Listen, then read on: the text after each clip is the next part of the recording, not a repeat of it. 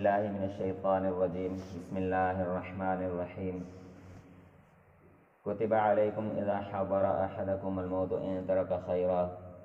الوصیۃ للوالدین والاقربین بالمعروف حقا علی المتقین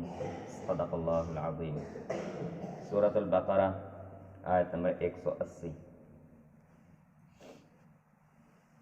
موت کا وقت اللہ تعالیٰ کی طرف سے مقرر ہے، لیکن ہم انسانوں کو کچھ پتہ نہیں ہے، کوئی اندازہ نہیں ہوتا ہے کہ کب انسان دنیا سے چلا جائے۔ تو بعض اوقات انسان دنیا سے چلا جاتا ہے، کچھ لین دین، کچھ قرض انسان کا، کچھ دوسروں کے حقوق انسان کے اوپر موجود ہوتے ہیں، تو بعد والوں کے علم میں وہ چیزیں نہیں ہوتی جس سے نقصان کا اندیشہ ہوتا ہے۔ تو اللہ تعالیٰ نے ان معاملات سے بچنے کے لیے وصیت کا حکم دیا ہے۔ اللہ تعالیٰ نے تو ظاہری حالات کے اعتبار سے کہ جب انسان قریب المرگ ہو، موت کے قریب ہو، تو اس وقت اگر اس کا کوئی مال اسباب پیچھے کچھ موجود ہے تو وہ اس کے بارے میں ضرور کچھ نہ کچھ وصیت کر دے، لوگوں کو بتا دے۔ اگر اس میں کچھ حقوق ہیں، والدین کے ہیں، کچھ قریبی لوگوں کے ہیں، یا کچھ معاملات ہیں، تو وہ ضرور اس کی وصیت اس کے متعلق لکھوا دے یا بتا دے۔ تو اب یہ اندازہ تو کسی کو نہیں ہوتا، بعض اوقات تو چلو اندازہ کچھ ہو جاتا ہے حالات کے اعتبار سے، کوئی انسان بیمار ہے، ایسا شدید بیمار ہے، یا عمر اس حد تک پہنچ چکی ہے،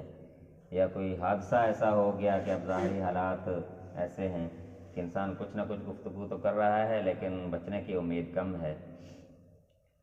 تو ایسے مواقع بھی آ جاتے ہیں۔ لیکن پھر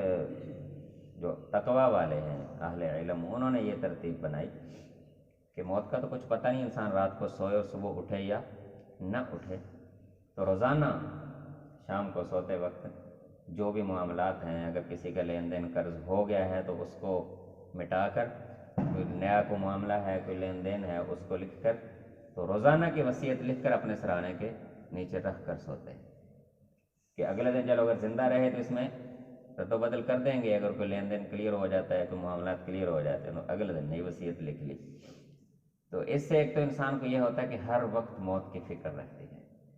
کہ انسان تیاری میں رہتا ہے کہ مجھے کسی وقت بھی اللہ کی طرف سے بلاوا آ سکتا ہے۔ دوسرا یہ ہے کہ انسان کے ذمے جو حقوق ہوتے ہیں، کسی کا لین دین ہوتا ہے، انسان کو اس کی فکر ہوتی ہے یار میں نے ادا کرنا ہے، انسان اللہ سے دعا بھی کرتا ہے۔ تیسرا اس کا فائدہ یہ ہے کہ اگر انسان چلا جائے، دنیا سے رخصت ہو جائے، تو اس کے ذمے اگر کچھ ہے تو وہ کم از کم اس کا لکھا ہوا موجود ہو، تاکہ بعد والے اس معاملے کو کلیئر کر سکیں۔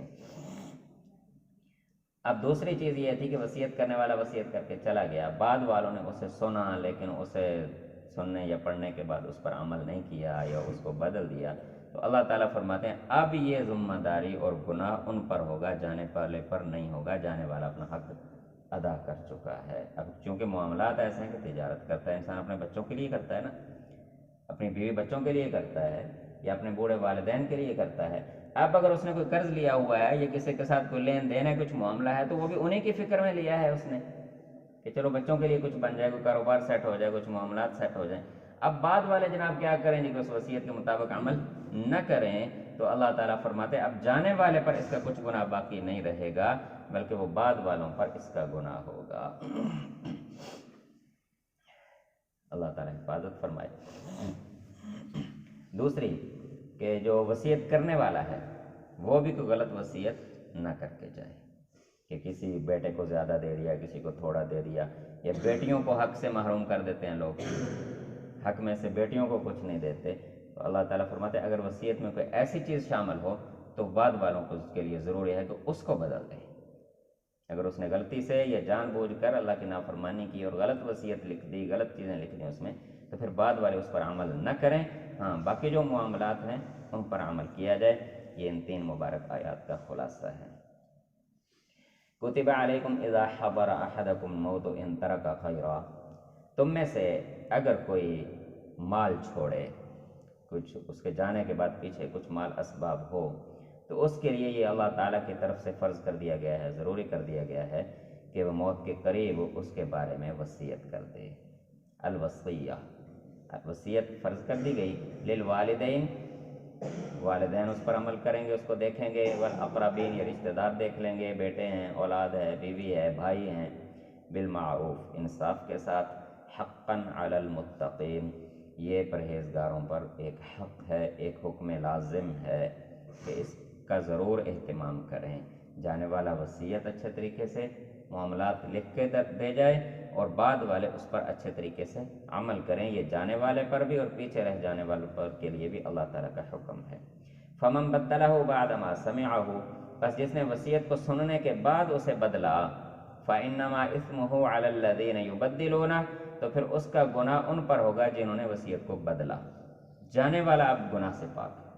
وہ اپنا ذمہ داری حق ادا کر گیا ہے، بعد والوں نے اگر اس میں کوئی گڑبڑ کی ہے تو پھر بعد والے ذمہ دار ہوں گے، جانے والا ذمہ دار اس کا نہیں ہوگا۔ ان اللہ سمیع علیم بے شک اللہ تعالیٰ سننے والا بھی ہے اور جاننے والا بھی ہے۔ فمن خاف من موص جنفا او اثما بس اگر وصیت کرنے والے کی طرف سے یہ خوف ہو اس چیز کا کہ اس نے کسی کی کوئی زیادہ طرفداری کی ہے یا اللہ کی نافرمانی کی ہے کہ کسی کو زیادہ دے دیا، کسی کو کم دے دیا، کسی کا حق مار دیا، کسی کو اپنے مال میں سے زیادہ لکھ دیا، تو اللہ تعالیٰ فرماتے ہیں اگر کوئی ایسی صورت تمہیں نظر آتی ہو